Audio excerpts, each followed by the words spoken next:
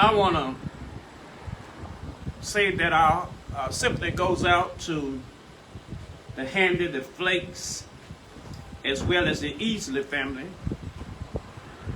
The arrangements has not been made for Brother Roger Easley. Also, I want to just get a special shout out to you for all of the wonderful things that you do, and all of you who have contributed so much and so faithful to this Harvest Day celebration. Honk your horns for yourself. Also, our leader in this program, Sister Evelyn Humphreys, let us give her a great big hand. And of course, the pace setter, Mary Benford, who was the initiator in 1901, let us just honk our horn.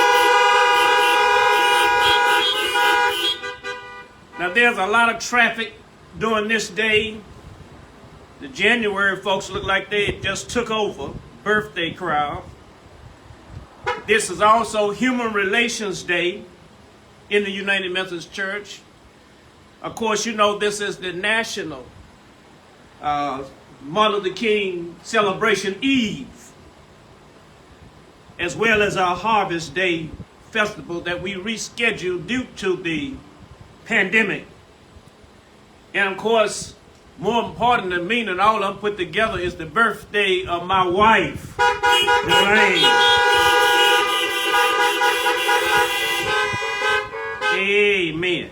I want to look at a word from Exodus, the 1st chapter and the 22nd verse.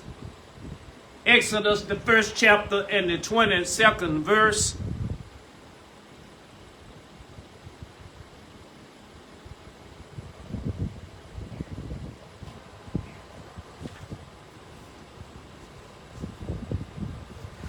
Exodus, the 1st chapter, the 22nd verse.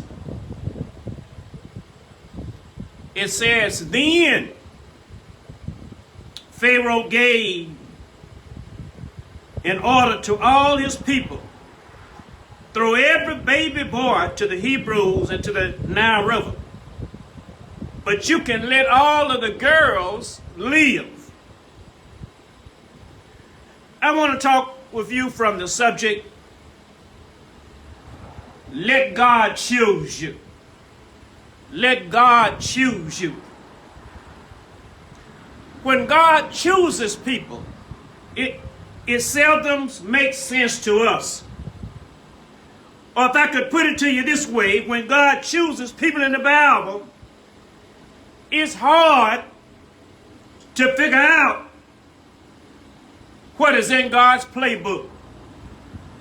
We don't know what plays God is going to call during the course of the game, because God don't always use superstars.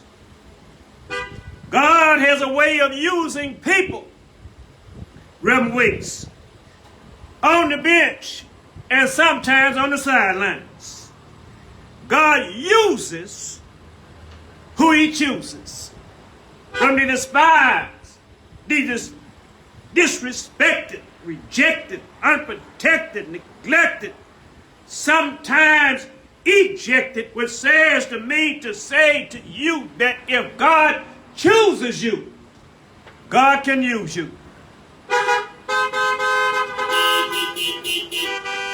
And I know it might be a news flash for some folks, but God can use everyday, ordinary, average, below average people like you and I, if we put God in our plans. God uses these kind of people in order to change the world. God has always worked on the side of the oppressed, those who are pushed back, pushed down, pushed around, and if I had to prove my case, I would take it back before Jesus in Africa. We ought to never forget that God was working things out in Africa thousands of years before he was even known in Europe. If you don't take my word for it, just read the book Stolen Legacy. The Austrian Jewish founder of psychoanalysis, Sigmund Freud, wrote a book called Moses and Monotheism, which tells us Moses was a black man. And I know some of us are so assimilated, so acculturated, until we can't see how God can work through Africans. But if your people live in a place for 430 long years, that is where your identity is as a people. Abraham's descendants were in Africa for 430 years, and although we are Africans in America, we have not been in America for 430 years, but yet we call ourselves Americans. And it was God's African people who were oppressed by another African people known as Pharaoh and the Egyptians when God chose to bring them up out of slavery. But look at who God chose to bring about a change. God chose the least likely and the unexpected. The Bible tells us that when Pharaoh gave the order to kill boy babies in slavery, midwives, two midwives, Shipra and Puah, decided to disobey Pharaoh's command, and they saved a child with an African name named Moses. They hid him until they could no longer hide him, and they put him in a basket and floated him down a river to a place where they knew Pharaoh's daughter would be bathing and her heart would be touched by the baby's crying, and she took him and raised him as her own child. And this is a case where God took a baby from the hood, which was targeted for murder, and made Pharaoh feed, clothe, and shelter and educate him. Then this little boy would grow up in the enemy's household and bring Egypt to its knees. That is what I've been saying. Our church is in this community to make a difference. There are some young folks, there are some poor folks who need you to be involved in their lives. But some don't know it. Some don't want to be bothered. Some don't know they need help. But don't let that stop you from letting God choose you. Moses wanted to make a difference, but he messed up in the process. One day he saw an Egyptian beating his own African brother, and Moses killed a man, buried the man in the sand, and the same brother Moses helped went out and told everybody.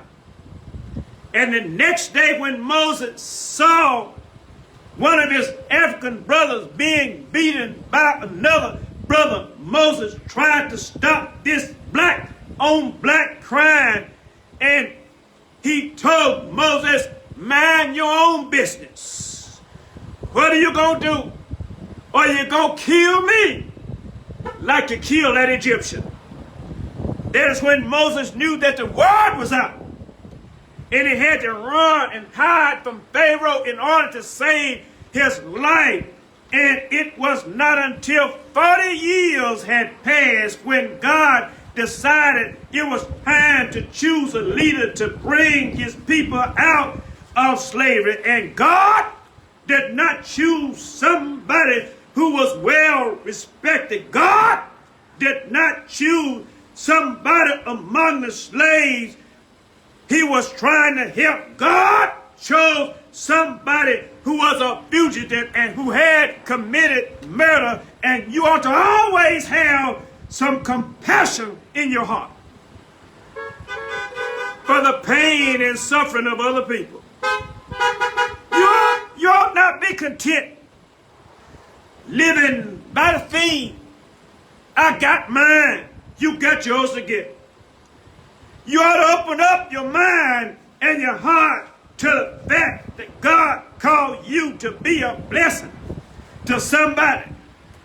And what separates Moses from so many people both yesterday and today is that he never forgot where he came from.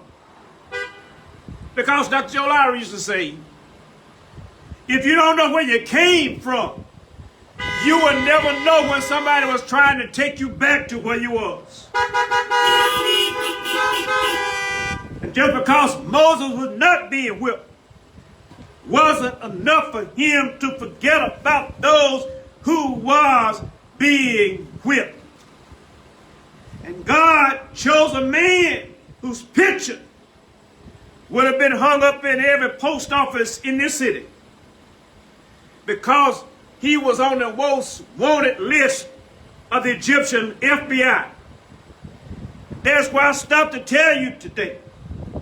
If God can close the lion's mouth for Daniel, if God can make the sun stand still for Joshua, if God can open prison doors for Peter, if God can put a baby in Sarah's womb without fertility drug, if God can raise Lazarus from the dead, if God can use Moses, God can use you and me.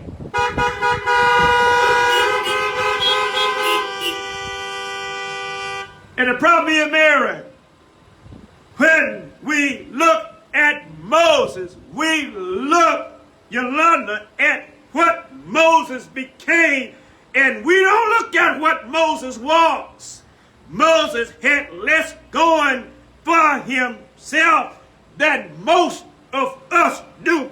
Nobody thought God would have chose Moses, and when Moses finally got enough nerve to go and tell, oh, Pharaoh, let my people go, nobody knew that history would be changed. And it looked like everything was going in at that juncture. And I recall inviting the civil rights legend Andy Young to speak for some preachers, and one of the preachers asked him a question: how did you and Dr. King know where to start the movement? And Andrew Young said, we didn't know where to start. All we knew is we had to start somewhere. And he said this that I never forget. He said, every time it looked like we failed, that's when we made the greatest progress. And I said that to say this, that God don't do everything in one shot. This Harvest Day was deliberately planted on the eve of Dr. King's holiday because Miss Humphreys said we will have more to celebrate. We will celebrate a new president, and we will celebrate a new vice president. And this would not have been possible. Dr. King and our own Dr. Lowry and others had not protested for jobs and freedom, and nobody know that a dream would come out of a speech that changed the nation and changed our image as a people in the world. But if it had not been for Asa Philip Randolph from the Brotherhood of Sleeping Car Putters, who were black men who worked on back trains and cleaned white folks' nasty bed, there never would have been a march on Washington in the first place, and Dr. King would have never gave that I have a dream speech that he gave right here in Huntsville at Oakwood College, as well as in Detroit. That's why the late great Mahalia Jackson was shouting in the background, said, "Martin, Martin, tell him about the dream." And we must never forget, God uses people. We too often forget in God's plan for God's purposes. And when Jesus got ready to change the world and turn the world upside down, Priscilla, God didn't use anybody special. Look at God, who God chose. We can call them today the 12 disciples, but before they met Jesus, they were just the 12 Rudy Poops. Jesus chose Andrew and his brother Peter, who were fishermen. Jesus chose James and John, who thought they was better than the rest of the fellows.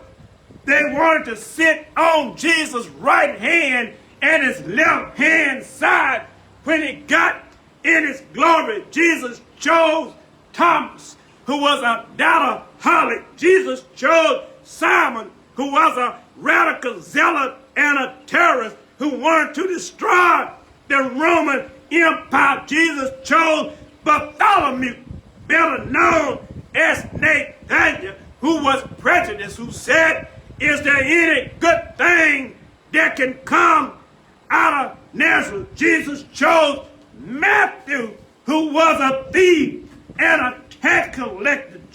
Jesus chose Judas, who was a sellout. And last but not least, Jesus chose Peter to build his church, who had a habit of cussing and a bad temper. And I remember how Dr. Lowry told us about how Peter chopped off the Roman soldier's ear and almost messed up the non-violent movement. Jesus had to quickly put the ear back on the man's hand. And if God can use these 12, God can use us.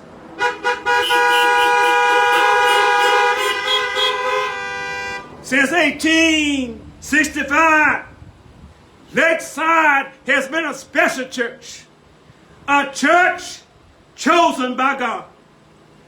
In addition to the many professionals that has touched many lives that came out of this church, Lakeside was the home church of the first publicly funded school for children in Huntsville. Lakeside has been on the cutting edge devil of political civil rights and social justice for this city, including 4 of the 6 black voters in this city. 4 were black women members of Lakeside, including this founder of the Harvest Day, Mary Benford, and Dora Lowry, the mother of one of the greatest civil rights leaders this world has ever seen, the late, great Joseph Eccles Lowry. And now it's time for us to produce. The seeds has been planted.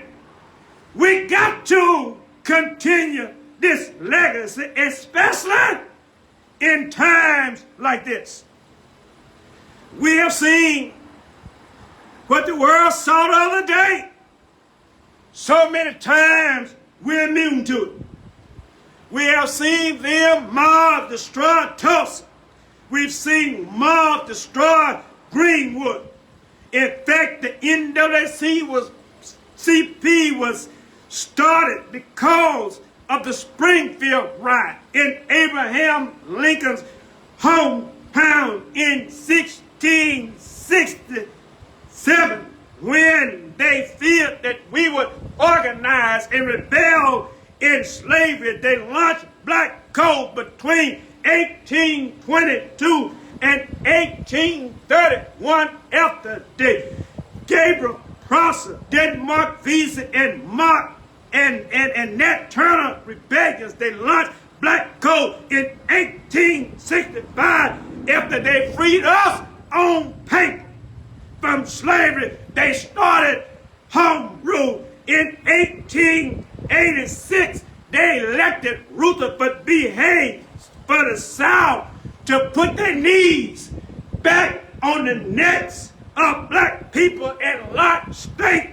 rights.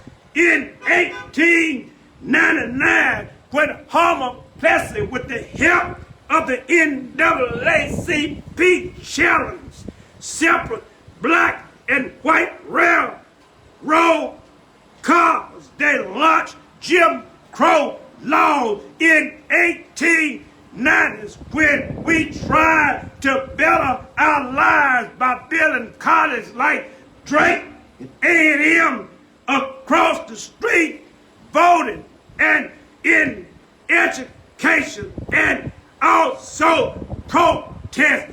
They launched all avenues of segregation and discrimination for our degradation. And after Dr. King and others launched a successful civil rights movement, they started private schools and left the cities and went to the suburbs and started the Southern political strategy. After President Obama got elected to undo the gains of a black president, they elected this fool 45.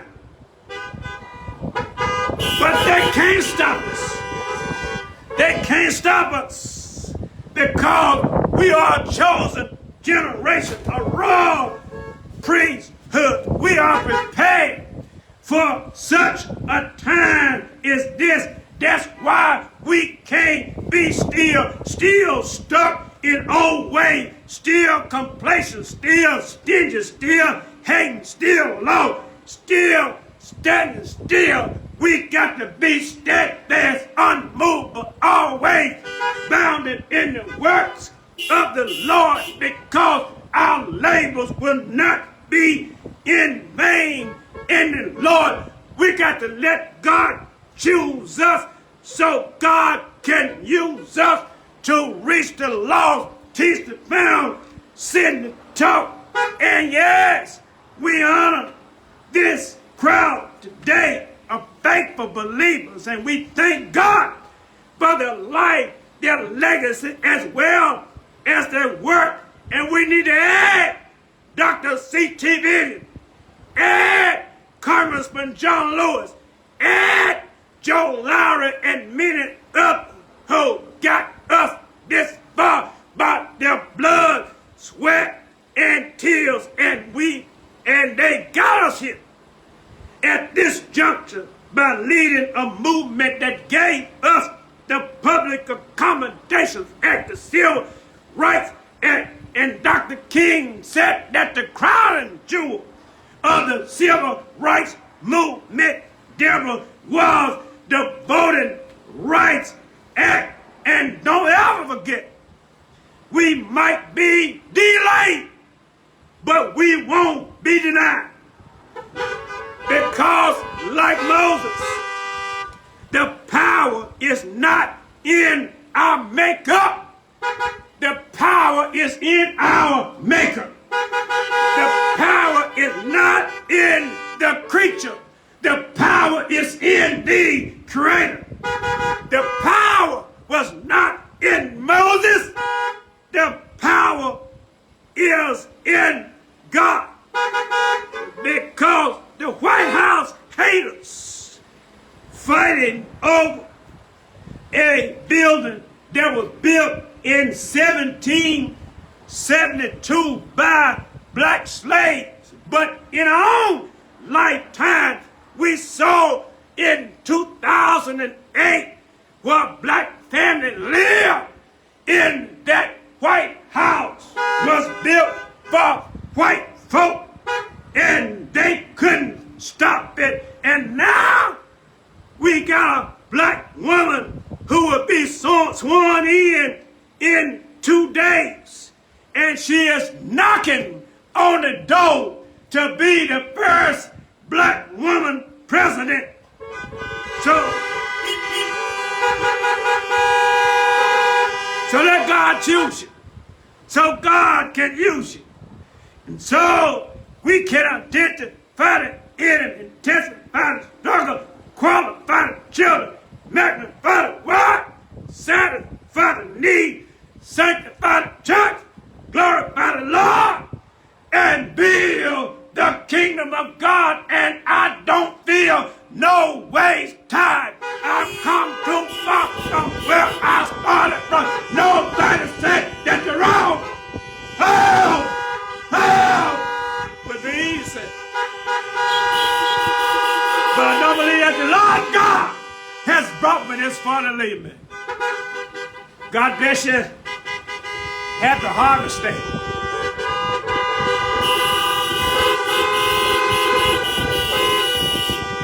Happy Dr. King Day. And to all y'all January folk, including my wife, happy birthday.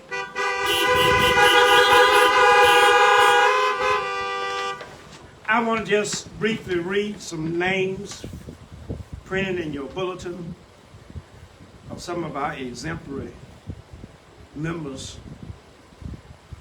Miss Jacqueline Bennett Outlaw, Dr. Osi Mae Jones Sussman, Mr. Addison Joseph Fields, Miss Annie Sue Spears Terrell, Miss Betty June Rooks Tibbs, Miss Bobby Jean Burns Norwood. And in solidarity with our brothers and sisters who are still struggling against the crime of being able to breathe while black, in the memory of Trayvon Martin, George Floyd, Breonna Taylor, Sandra Bland, Reverend Clemente Pinckney, Tamir Rice, Ahmaud Arbery, Freddie Gray, Michael Brown, Heather Heyer,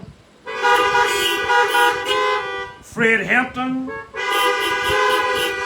Elijah McClain, Eric Gardner, Casey Goodson, Laquan McDonald, Andre Hill, Jacob Blakes, and Rashad Brooks. God bless you. I love you. Remember that life is not a spectator sport. Get in the game and play hard. And for God's sake, don't let anybody beat you loving your people.